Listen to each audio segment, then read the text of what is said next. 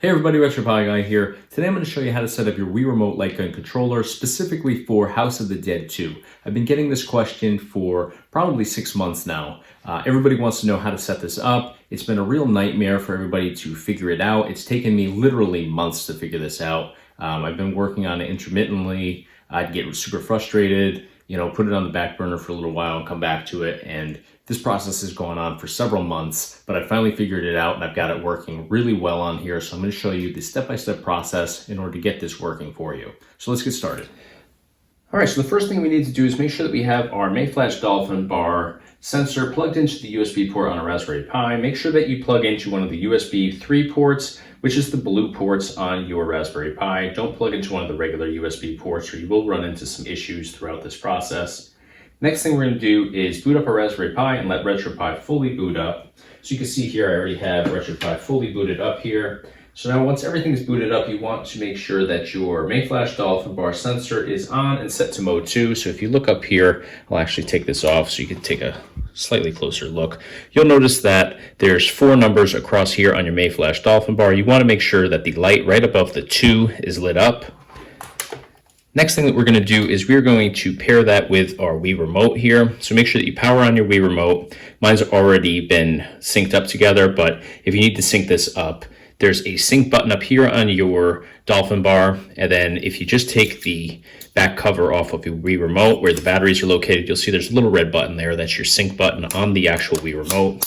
So just hit the sync button up here on the Dolphin bar, sync button on the back of the Wii Remote, and these will sync up together, usually within just 3 seconds. As long as you're on mode 2 on the Dolphin bar, then you will get this light configuration here on your Wii Remote where the first and last buttons are both lit up on here. Next thing we're going to do is we're going to make sure that we have a totally separate gamepad controller on hand just to navigate through some of the settings to set this up. So first thing I'm going to do is jump into my main menu and drop down to the configure input here. And it's going to say, are you sure you want to configure input? We'll select yes. And this is where we're going to actually set up our Wii Remote. So we have this synced up right now, but we don't have anything mapped to it. So we're going to hold down the home button here. As I do that, you see that it automatically takes me into the configuring section here. It is going to register the Wii Remote as a keyboard. You can see right up here it says keyboard. So now we're going to go through the mapping process here. So in order to map this, we are going to first do the D-pad. So for D-pad up, we'll do D-pad up. D-pad down, we'll do D-pad down. D-pad left, D-pad left, D-pad right, D-pad right. For the start, we're going to hit button number 1. For select, we are going to hit button number 2.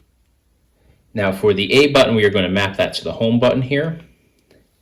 And now that's all we're going to do right now. We're going to skip through all these other additional options. You can do that by hitting any of the buttons we've already mapped. So I'm just going to hold down the home button, which we configured to A, and just bypass all these until we get down to that hotkey, which is the last button option here, all the way at the bottom.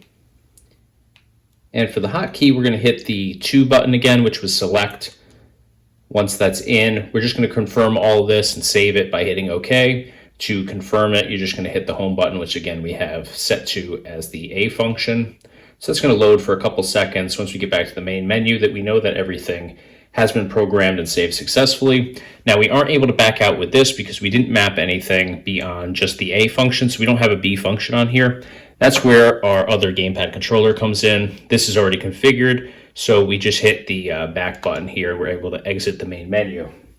So now we're going to jump into our configuration options section here. Now, depending on which setup you have, this may look different from build to build, but usually it's going to be the collection that has either the Raspberry Pi or RetroPie logo on it. In this case, it has both. So we're going to jump in here and we're going to navigate down to Retroarch and select A on that to open it up.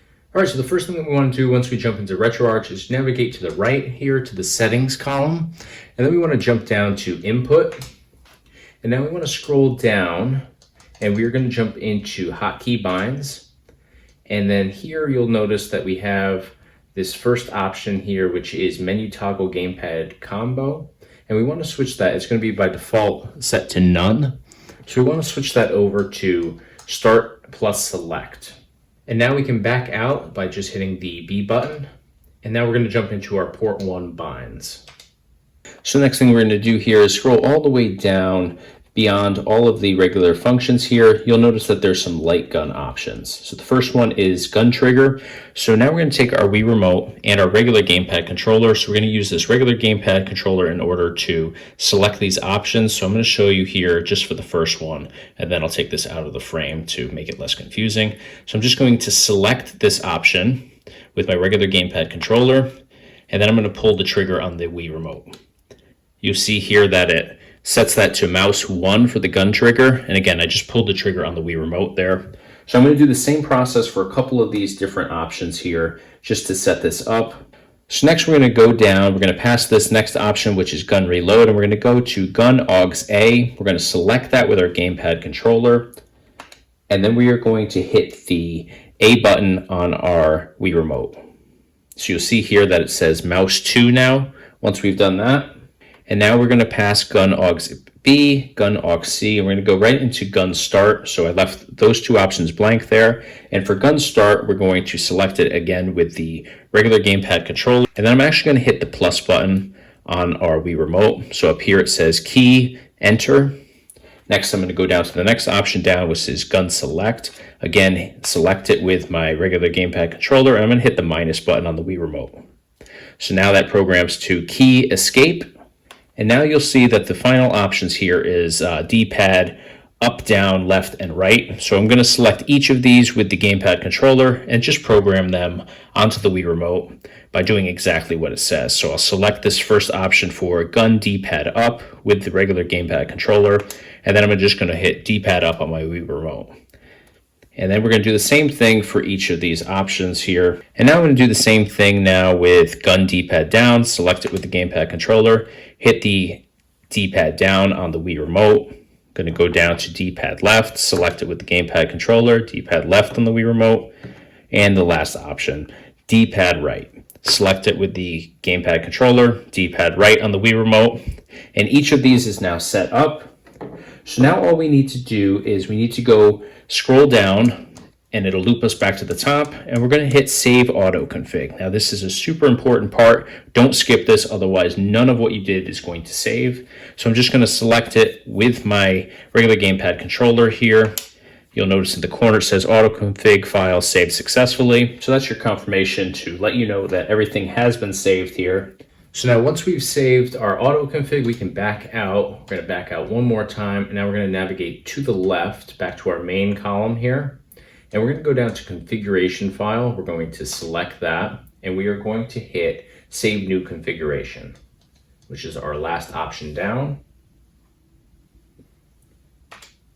And you'll see that we get a new config saved in the bottom left corner here.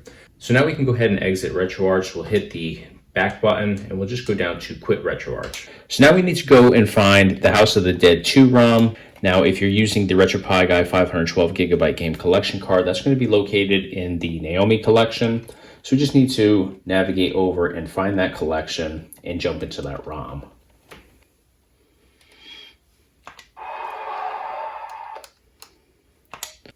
So now once this loads in, we're going to jump back into RetroArch. In order to do that, you're going to hit the hotkey option and the X button on your gamepad controller.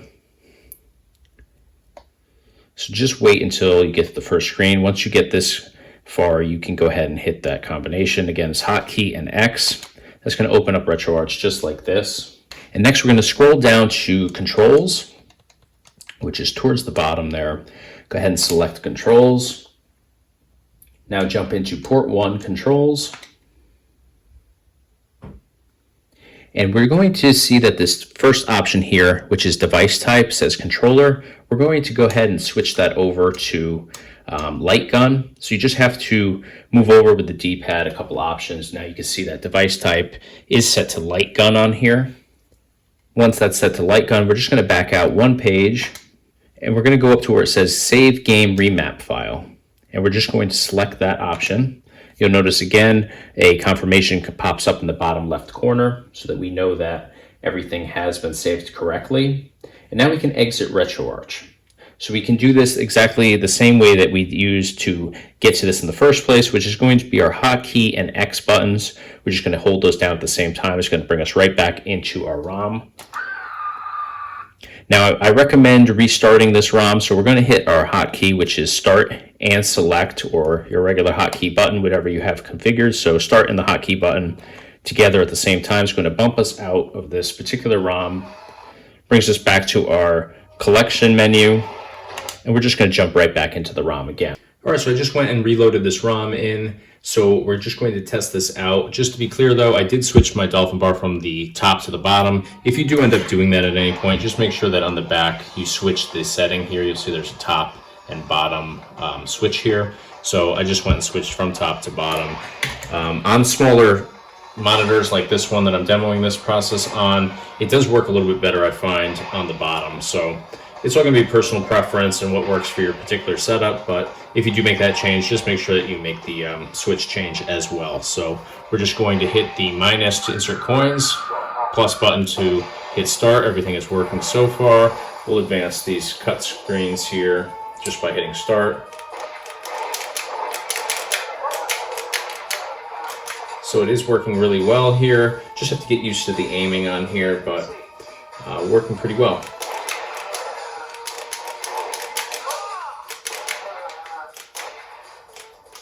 How could anyone do this?